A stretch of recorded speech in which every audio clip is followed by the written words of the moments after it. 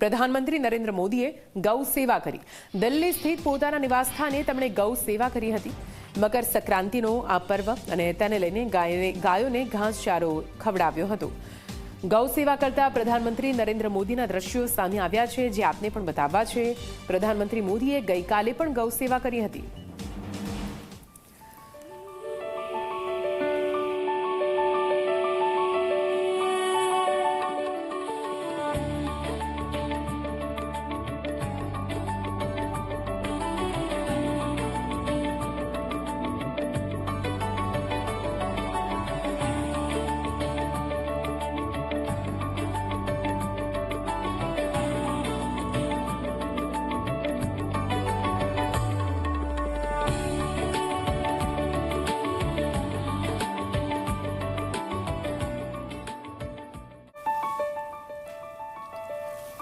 તો આપ જો આ અદ્ભુત દ્રશ્યો સામે આવ્યા છે, જ્યાં પ્રધાનમંત્રી નરેન્દ્ર મોદી પોતાના નિવાસસ્થાને ગૌ સેવા કરતા નજરે ચડ્યા। આપને જણાવી દઈએ, દર વર્ષે આ જ રીતે મકર સંક્રાંતિ નિમિત્તે ગૌ સેવા કરતા પ્રધાનમંત્રીના દ્રશ્યો સામે આવતા હોય છે, જ્યાં ગાયોને ઘાસચારો ખવડાવવામાં આવ્યો।